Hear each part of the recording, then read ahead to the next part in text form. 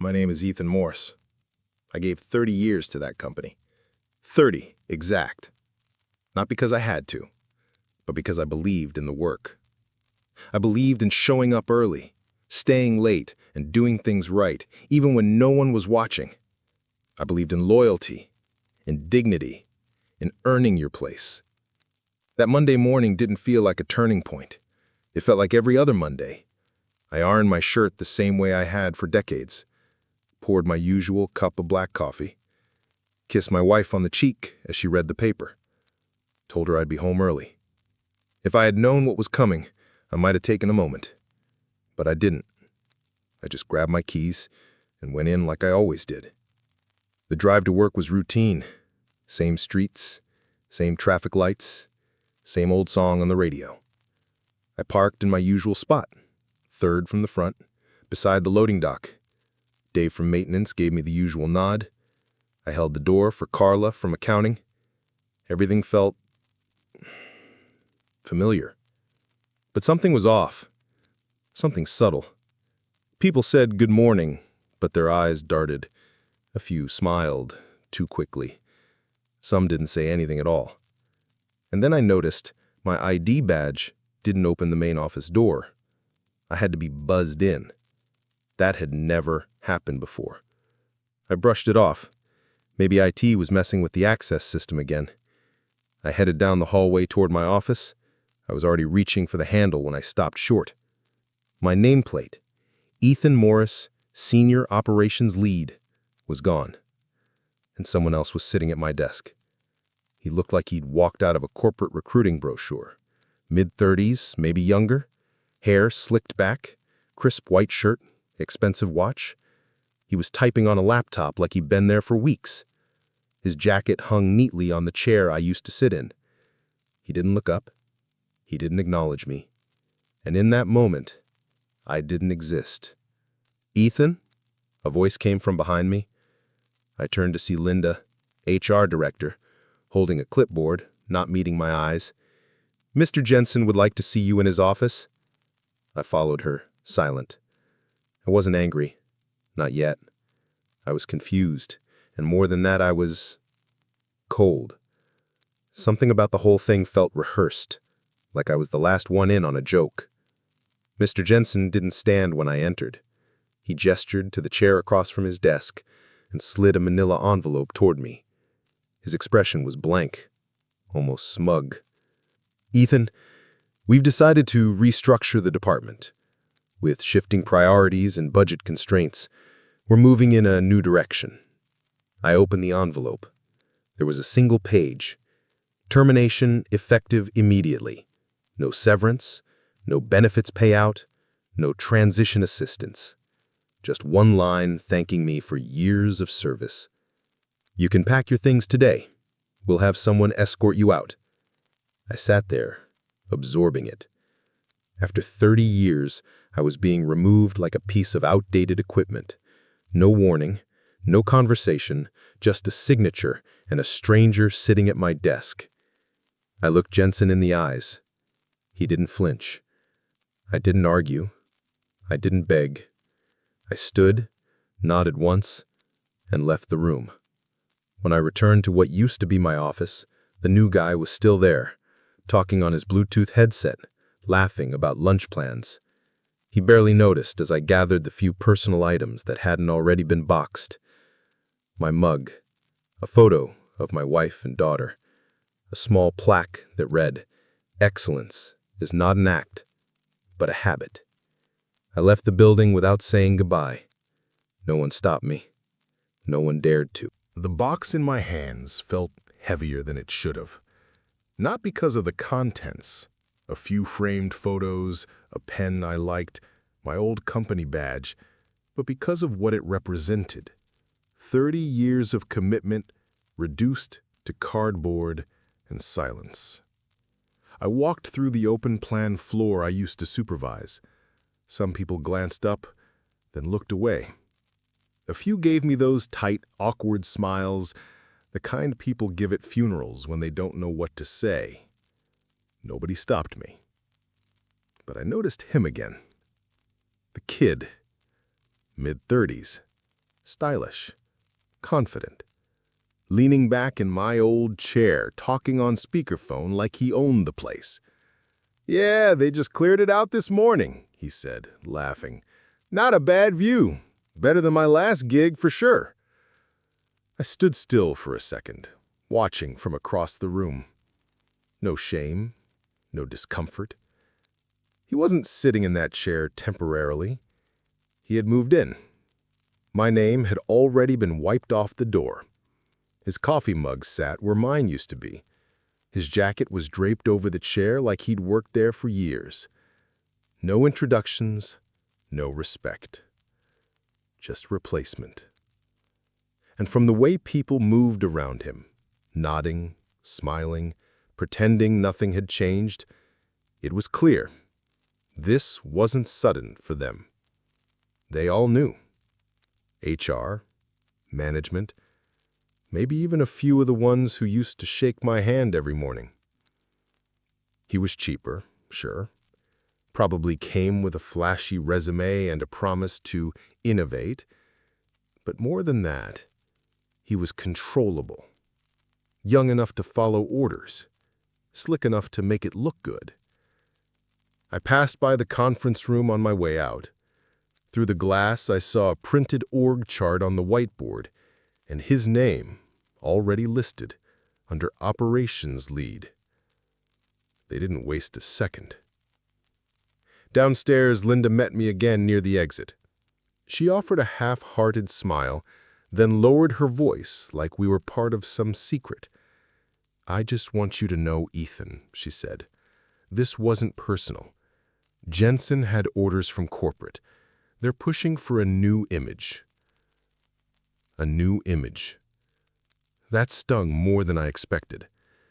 In 30 years, I had kept that company afloat during supply shortages, budget cuts, and 3 separate leadership transitions.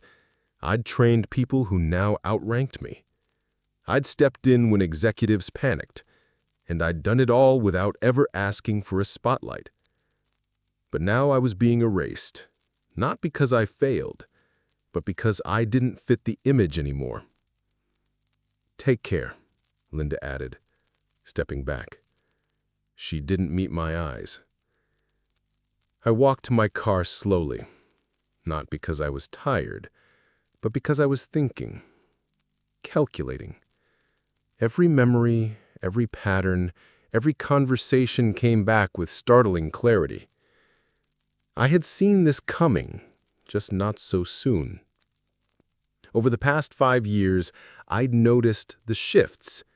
Budget reallocation without proper accounting, managers approving contracts without oversight, sudden promotion. Home felt different that night. Quieter. Still. Like the world had shifted a few inches off its axis and only I had noticed. I walked through the front door with the same box I used to carry reports in, only this time, it didn't hold numbers or meeting agendas. It held the last pieces of 30 years. My wife, Claire, met me in the hallway. She looked at the box first, then at my face. "They let you go," she said softly. It wasn't a question. I nodded. She didn't cry. Claire never cried in front of me when she was angry. She just walked into the kitchen and started making tea. Her way of staying grounded when things felt too big to hold all at once. I sat at the dining room table and opened the box. One by one, I laid the items out in front of me like artifacts at an excavation site. The coffee mug Claire gave me on our 10th anniversary. A photo of my daughter Morgan at her college graduation. A brass paperweight shaped like an eagle, a gift from the CEO before the last one. The plaque I earned after leading the emergency logistics effort during the 2012 blizzard. The one that saved the company from losing its largest contract. All of it. Reduced to background noise in a room I no longer had access to. Claire returned with 2 mugs and sat across from me. "What now?" she asked. I looked down at the table, then at her. Now, I opened the other box. She furrowed her brow. What other box? I didn't answer. Instead, I got up, went into the bedroom, and opened the closet. Behind my suits, in the far back corner, was a black case, metal, locked, dust on top. It hadn't been opened in years because I never needed it. Until now. I brought it to the dining room and set it beside the first box. Claire watched silently. Inside were files, folders, USB drives, old notebooks, documentation, records, notes written in my own shorthand, copies of emails, invoices, and project budgets, time-stamped screenshots, backup data from the internal systems I had access to over the years. I wasn't paranoid when I collected them. I wasn't bitter. I just paid attention. Because when you... Marianne responded the next morning. I remember you, Ethan. You were one of the good ones. I'm free to talk after 3 p.m., but if this is what I think it is, don't send anything electronically. Just call. Short, direct, exactly how I remembered her. I waited until the clock struck 3:01. Then I stepped out onto the back porch, phone in hand, the folders already laid out on the table beside me like chess pieces. Ethan Morris? She answered. You're still alive. I'm still thinking, I said. Thought that might be more useful. She chuckled. Tell me what happened. I did. Not every detail. Not yet. Just enough. The way I was replaced, the lack of severance, the files, the patterns, the paper trail I'd followed for the last 8 years, not out of revenge, but out of a gnawing sense that something was wrong. She didn't interrupt once. When I finished, there was a long pause on the line. Ethan, what you're sitting on, if it's as clean as you say it is, they're not just in violation of company ethics. They're in violation of federal law. SEC violations, labor board violations, possibly DOJ. I stayed quiet. She continued, voice lower now. Are you ready to burn it all down? No, I said. I'm ready to let the fire speak for itself. We met 2 days later, in a quiet office space she used when visiting the city. She brought coffee and a legal pad. I brought a thumb drive, a printed index of every document, and the original backups in 2 sealed envelopes. Her eyes widened as she read. You organized this? I nodded. Cross-referenced? By date, vendor, project code, and employee ID. She sat back, exhaled, and muttered, Jesus, Ethan. I watched her flip through the folder marked Vendor Incentive Ledger, Q3 and Q4 2021. Her finger landed on a handwritten note from a meeting I wasn't supposed to be in, but I had attended anyway. Quietly. Because someone needed to listen. She shook her head. These aren't just missteps. These are strategic violations.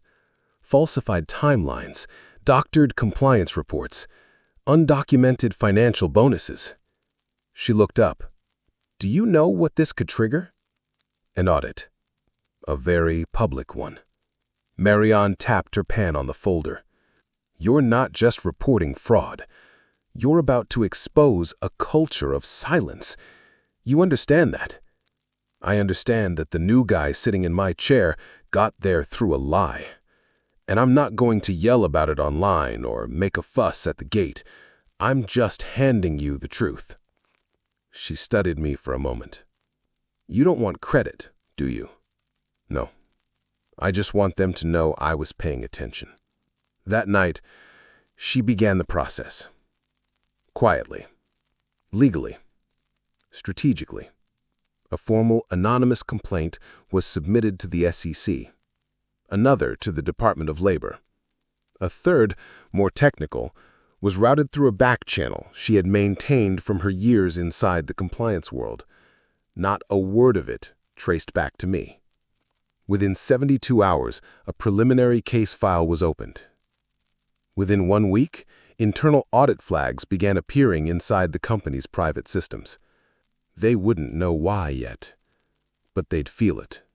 In the questions, in the hesitations, in the sudden silence from their legal counsel.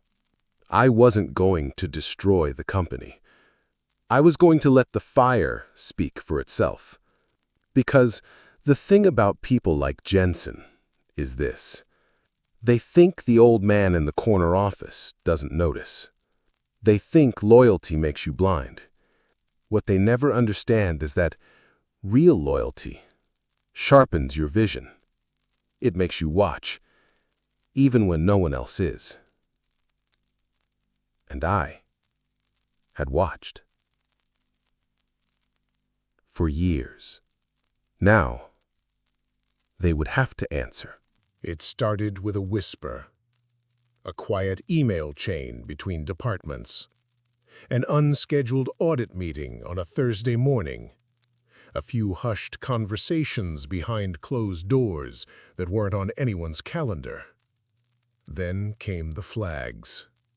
Small at first, internal system access being revoked for updates, consultants showing up to observe, managers being told to resubmit expense reports from 2 years ago.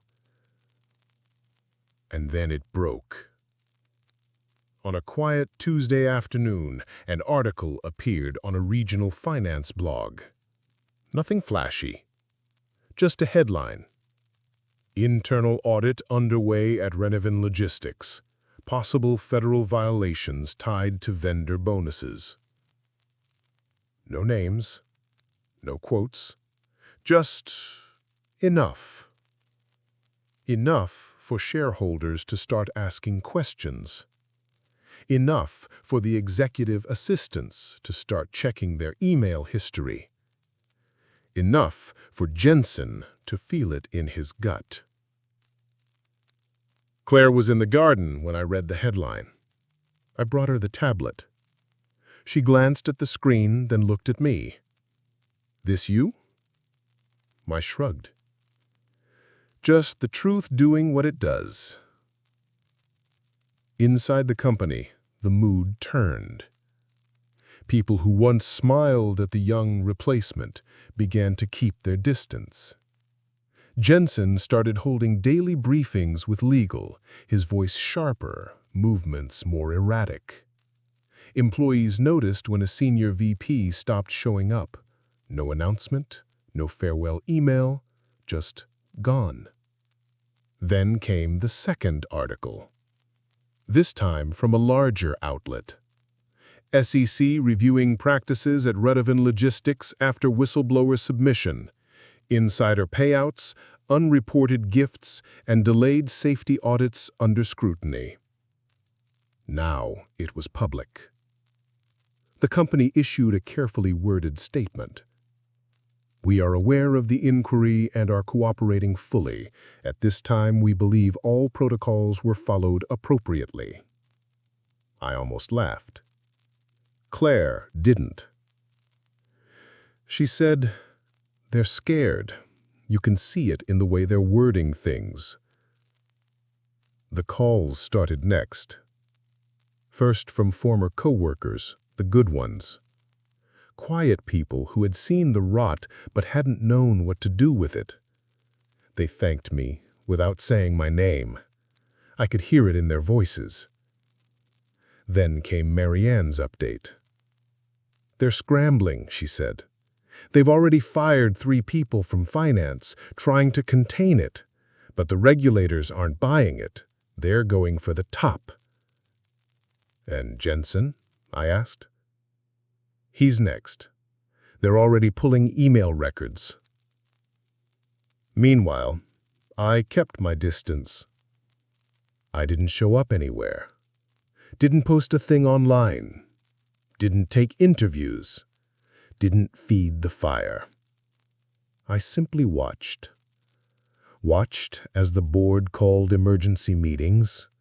Watched as public confidence dipped. Stock prices trembled and clients began pulling out of multi-year contracts.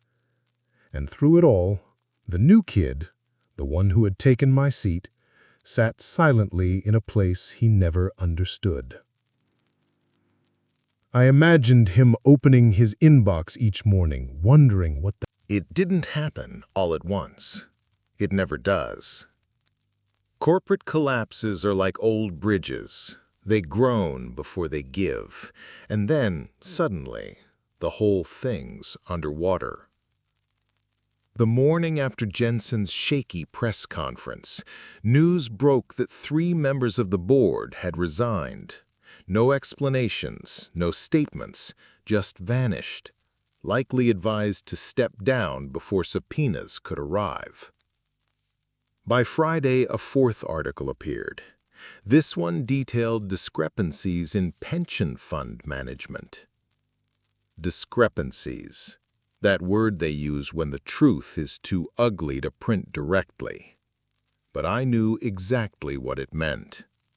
I'd flagged the pension concerns myself years earlier when I noticed that allocations weren't matching what we were told in quarterly meetings. I brought it up once, quietly, and was told it was above my pay grade. Turns out, it's not above the law. Now the feds were involved. Quietly, yes, but present. The kind of presence that freezes executives mid-sentence when they open their inbox. Jensen's name was no longer listed on the company website. By Monday, an anonymous tipster leaked internal memos confirming what I already knew. The company was under full-scale investigation, a forensic audit was underway, and no one felt safe. I sat on my porch, mug in hand, watching the world continue like nothing had changed. Birds chirped, cars passed by. Somewhere down the road, a neighbor's lawnmower hummed. Claire stepped outside and handed me a folded piece of mail. "From Morgan," she said. It was a card. Inside, just one sentence. "You did it right, Dad, with quiet hands and a clean soul." I hadn't told Morgan the details, but she knew me well enough to read between headlines. She always had. That afternoon, a colleague I hadn't heard from in years called. "Ethan," he said, voice low, "you don't know what's going on in there. It's chaos. They're trying to act like they have control, but they don't. The HR director walked out. Legal's gone full lockdown. They're scrubbing everything." "Let them scrub," I said calmly. "It won't change what's already in motion." He paused. "Everyone's wondering who did it, who triggered all of this." I didn't respond. And after a beat, he said, "I think it was you." Still, I said nothing. "Thank you," he added, and the line went quiet. Jensen was officially terminated within the week. No retirement package, no payout, just a quiet exit through the back door of a building he thought he controlled. But here's the twist. He wasn't fired for fraud. He was fired for loss of public trust, the kind of phrase companies use when they want someone gone but don't want to admit why. I watched him on the news as he left the building for the last time, pale, hunched, surrounded by silence. A reporter asked, "Do you regret how you handled the restructuring?" He didn't answer. He just kept walking. Back in my home office, I opened one last file, a spreadsheet of the original vendor bonuses that had triggered the suspicion trail. I highlighted the names, the amounts, the dates. I stared at it for a long time. 30 years I gave them. And when they tried to erase me, they never once asked themselves whether I might be holding the blueprint to their own failure. I didn't burn them with noise. I let their own lies do the job. The collapse wasn't revenge. It was gravity. Everything they built on deception was bound to fall. I just made sure the floor was ready to catch them. People assume the moment of reckoning is loud. A confrontation, a slammed door, someone yelling, "You'll regret this." But the truth is, real power doesn't announce itself. It moves quietly, like a breeze, right before the storm. The moment everything changed, the actual moment, was a quiet Thursday evening, 2 days after I'd packed my things, 3 days before the first article dropped. I was sitting at the kitchen table, the last of the sunset bleeding through the blinds. Claire was in the living room reading. The house smelled like chamomile tea and worn wood. That's when I opened my old leather notebook, the one I kept from my early years in logistics. Tucked inside, under a business card from 1999, was a phone number. Marianne Lake, Senior Compliance Officer, Federal Trade Regulatory Office, East Division. We hadn't spoken in nearly 15 years. Back then, we were just two professionals trying to survive bad leadership and worse decisions. She left the company after uncovering a fraud scheme that no one wanted to address. I stayed. I cleaned up the mess quietly and kept going. But I never forgot the way she operated. Precise, incorruptible, calm under pressure. Exactly the kind of person I needed now. I stared at the number for a while. My thumb hovered over the call button. Not because I was uncertain, but because I knew that once I pressed it, there would be no turning back. I thought about Jensen's smirk. I thought about the young replacement at my desk talking about lunch reservations while I carried my life in a box. I thought about all the small moments. Every time I stayed late, every crisis I solved, every time I chose the high road when no one else even saw the fork. And then I tapped call. The line rang twice. "Marianne Lake," came the voice. Clear, sharp, just like I remembered. "Marianne, it's Ethan Morris." A pause. Then, "Well, damn, I thought you fell off the grid." "Not yet," I said. But they tried. I told her, slowly.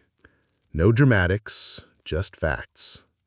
I told her about the files, the bonuses, the safety reports that were signed but never performed, the meetings that had no records, the documents I copied, not out of spite, but because I couldn't ignore what I saw.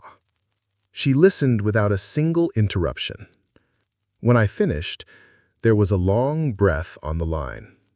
"Ethan," she said, "you just handed me a grenade." "I know," I replied, "but you're the only one I trust not to drop it." What people don't understand is that justice doesn't start with a courtroom or a news camera. It starts with a moment, a decision. Not to scream, not to beg, but to act, silently, precisely, and with complete certainty. That call wasn't about revenge. It was about clarity. It was about knowing after 30 years that the system I helped build had been hijacked, and that if no one else was going to clean it up, I would. I didn't want headlines. I didn't want credit. I wanted accountability. A week later, I would see Jensen's face on the news. 2 weeks later, It had been a month. 30 days since I walked out of that building with a box full of memories. 20 since Jensen fell. 14 since the board dissolved half the executive team. 7 since the company announced a full-scale restructuring to restore public trust. And I hadn't said a word. Not publicly, not online, not even to the people who started to suspect I was the one behind it all. I didn't need to. Some victories don't require noise. They don't need to be shouted from rooftops. They just need to be real. That morning, I woke early, out of habit more than necessity. The sun had barely broken the horizon when I stepped out onto the porch, coffee in hand, and breathed in the stillness. No schedule, no meetings, no fire to put out that wasn't mine. Claire joined me a few minutes later, wrapping her sweater around her shoulders, hair still damp from the shower. "They sent you something," she said, handing me a padded envelope. It was from Marianne. Inside was a letter, handwritten. "Ethan, the investigation is closed. Violations confirmed. Penalties issued. Jensen will never lead again. Your records were meticulous, clean, untouchable. You didn't just expose a crime, you restored integrity. And you did it without making it about yourself. That's rare.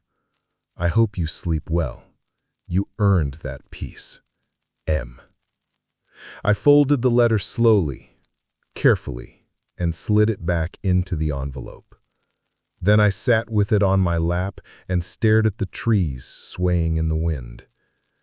I never told Claire the full extent of what I had gathered, not because I didn't trust her, but because I didn't want her to carry the weight of it. She knew enough. Enough to know that I'd done something important. Enough to know that I hadn't burned down the house. I'd just turned on the lights. And that was enough for both of us. Later that afternoon, I went into the garage and pulled out an old wooden box from the shelf.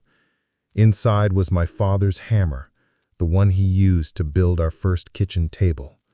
A few chisels, sandpaper, a half-finished piece of cedar I'd been meaning to shape for years.